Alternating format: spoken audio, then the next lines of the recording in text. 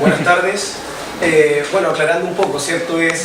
Ni en la práctica será posible hacer retroceder las ruedas de la historia, el socialismo en la chilena, una mirada desde Fidel. Recibí crítica respecto al título anterior porque daba a entender que era como un socialismo a los chilotes, entonces tenemos que aclarar un poco qué se pretendía. Lo que vamos a presentar ahora está circunscrito al proceso, digamos, del 70-73,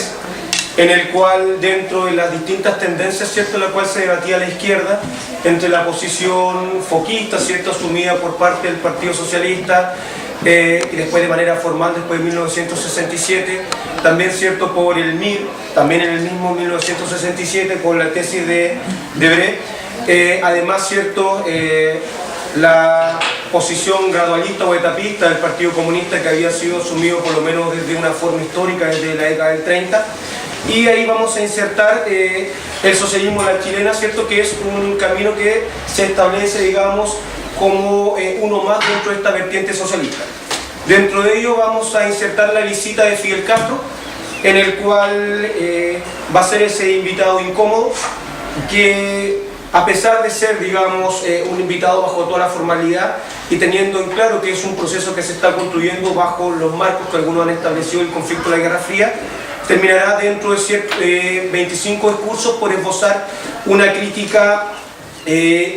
velada, directa, respecto al proceso del socialismo chileno. Hace un análisis también de las condiciones y las deficiencias estructurales que este posee y por lo tanto también vaticina cuál es el posible quiebre si no se enmarca dentro de esa contradicción retórica y estructural que empieza a vivir, ¿cierto?, el proceso del gobierno de 1979. Por lo tanto, comienzo. Desde la década de 1930 en adelante se puede observar dentro del mundo político de izquierda el posicionamiento de tendencias que asumirán una mirada crítica del modelo democrático burgués y que aspirarán a la construcción de un modelo socialista para Chile. Sin embargo, la izquierda en su conjunto irá configurando proyectos y estrategias que provocará una serie de tensiones en su interior, lo que conllevará a disputarse el crédito de la representación del mundo laboral a fin de lograr una mayor legitimación de su respectivo proyecto. De esta forma, ya en la década de los 70, las posiciones adoptadas tanto por el Partido Comunista y el Partido Socialista, los sectores más representativos de aquel mundo del trabajo, configurarán desde el plano local las diferencias existentes en el socialismo internacional. Tanto el llamado foquismo, asumido por el Partido Socialista, y el MIR junto con el etapismo representado por el Partido Comunista y la vía chilena al socialismo representada casi esencialmente por Salvador Allende, serán referentes que convivirán en el proceso chileno llamado Unidad Popular.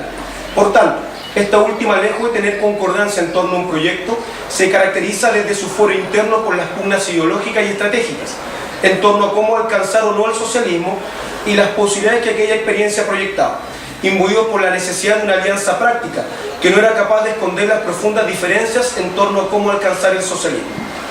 A partir de aquel conflicto es que fijamos nuestro tema de estudio, enfocándonos en un análisis de los discursos pronunciados en 1971 por Fidel Castro en su visita a Chile. Buscaremos develar las preocupaciones que generaba la práctica socialista chilena, no solo en torno a los sectores conservadores, sino también en aquellos representantes de la lucha armada como medio para alcanzar el socialismo. El escepticismo que este provocaba y el análisis e interés que también tenía la Unión Soviética como Cuba, de acuerdo al análisis que cada actor va a hacer respecto a este proceso particular.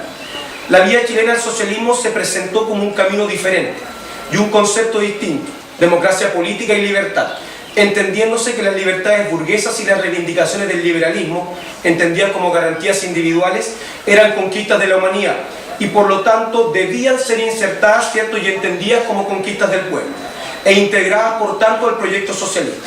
Enfocaba un gradualismo pero sin ruptura institucional, sostenían las bases jurídicas derivadas de una mayoría política y de una mayoría social, un modelo democrático, pluralista, libertario, lo que hacía innecesaria la dictadura del proletariado, un punto primario de diferenciación con el gradualismo, ¿cierto?, que había proyectado el Partido Comunista desde la década del 30. Aquel proceso de adaptabilidad se sostenía en la convicción de la tradición democrática de las instituciones, especialmente del Congreso y las Fuerzas Armadas, desde la cual se trazaría el proceso desde una legalidad capitalista a una finalmente transformada en legalidad socialista, evitando de esa manera la fractura violenta de la estructura jurídica que era provocada por la lucha de clases y el antagonismo. Esto podía ser llevado a cabo debido a ciertas lecturas de las condiciones particulares que Chile poseía, abriendo una posibilidad ante la opción que presentaba la lucha de clases y por tanto la vía armada. Dentro de aquellas condiciones estaba el hecho de considerar a Chile como una sociedad políticamente desarrollada, heredera de una revolución liberal, con una estructura económica ligada históricamente al capitalismo industrial y a conflictos sociales derivados del capitalismo internacional. Se poseía, por tanto, el requisito de la presencia y la realización histórica de la modernidad burguesa, la madurez de las fuerzas sociales actuantes y la capacidad del proletariado para implantar su hegemonía a través del acuerdo democrático en torno a mayorías electorales, que en una primera fase cumpliría tareas antiimperialistas y democráticas para avanzar de manera ininterrumpida hacia la consecución del socialismo. Aquel proyecto será esbozado y presentado durante el transcurso del gobierno, esencialmente en dos momentos: al inicio del periodo legislativo, el 21 de mayo del 71 y el 21 de mayo de 1972, en el discurso que hace frente al Congreso Nacional por parte de Salvador Allende. En ello se entendía que este proceso era un proceso estatal y que era resultado de la evolución histórica del ordenamiento social, que le había dado sentido de clase, pero que ahora lo modificaba y permitía una nueva orientación hacia el Ejecutivo, entendiéndose que el poder de la burguesía no se basaba estrictamente en el régimen político, sino en los recursos económicos y sus relaciones con la sociedad. Por lo tanto, bastaba comenzar transformando aquellas relaciones económicas para lograr la transformación de la estructura jurídica y por lo tanto alcanzar el socialismo sin quiebre violento. Aquellos discursos se llevaron a cabo en dos momentos políticos distintos, entre el exitismo y la fragilidad. La matriz de ellos se nutría de la posición legalista y pragmática asumido por el Partido Comunista Chileno durante el transcurso del siglo XX, pero terminará por presentarse como una vía diferenciada a la posición comunista, estableciendo la disyuntiva de la necesidad de ser capaz de desarrollar su propia teoría, pero a la luz de los acontecimientos posteriores no tuvo el tiempo necesario para entrar en esa encrucijada. Estas premisas básicas en las cuales se sostenía la vía chilena entraron en franca contradicción con las posturas esbozadas y asumidas, por lo menos desde la retórica discursiva, por el Partido Socialista, uno de los pilares de este conglomerado de izquierda, partido del cual provenía incluso el propio compañero presidente, pero de acuerdo a una serie de congresos, la influencia del proceso cubano y la figura del Che habían llevado a la conclusión que el Estado burgués no servía para la construcción alguna del socialismo. Por lo tanto, no podía entenderse como una plataforma y al Estado solo podía oponérsele la fuerza para así lograr la destrucción. En cuanto al Partido Comunista Chileno, demostró una adhesión formal a la ortodoxia emanada desde la Unión Soviética, el Partido Comunista Soviético, aunque en la práctica aplicó el sentido común de las realidades nacionales, siendo esta vía pacífica utilizada como un medio para alcanzar el poder, pero una vez que éste se alcanzara, se adhería a la dictadura del proletariado. Hay una razón fundamental de diferencia con la vía socialista pregonada por Salvador Allende. Otra fuerza política será el MIR, que a pesar de su filiación de izquierda y asumiendo al igual que el Partido Socialista las influencias cubanas y guevaristas, entrará en oposición desde el primer momento con el programa de López. Y desde fuera de aquel conglomerado asumió con ciertas variantes la postura foquista, en 1967. Y desde aquel conglomerado, por lo tanto, asumirá la postura foquista, sindicando a Salvador Allende simplemente como un reformista más, y no un verdadero revolucionario, a pesar que en su concepción este no se consideraba reformista ni socialdemócrata, debido a que el objetivo para él era la transformación revolucionaria. Ahí nuevamente hay un conflicto retórico en torno a cómo presentar los proyectos. Aquel análisis provoca un rechazo a sus posturas, asumiendo la imposibilidad de la revolución sin la previa destrucción del aparato burocrático burgués. Debía entenderse que solo un camino extrainstitucional y completamente rupturista con aquellas estructuras retardatarias podía ser considerada revolucionaria. La tesis foquista desarrollada por Reyes Debré, a partir de los textos y experiencias del Che, sostenía la madurez que poseía América Latina para la revolución, junto con que el sistema capitalista se sostenía en la región por la existencia de regímenes oligárquicos, que apoyados en la fuerza militar y el imperio lograban mantener su control y hegemonía. Aquel análisis centró la mirada en las estrategias de cómo destruir las fuerzas armadas y movilizar al pueblo en la lucha por alcanzar el poder y el socialismo. Aquello hacía necesaria la promoción de focos guerrilleros,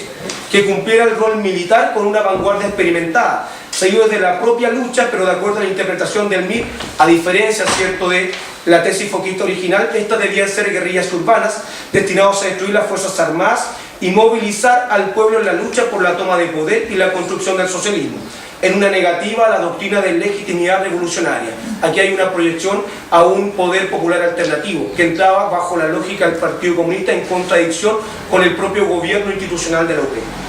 Estas disímiles posturas ubicaron a varios actores de la izquierda chilena en tenerse posiciones legalistas y rupturistas en una posición antagónica con la vía socialista chilena,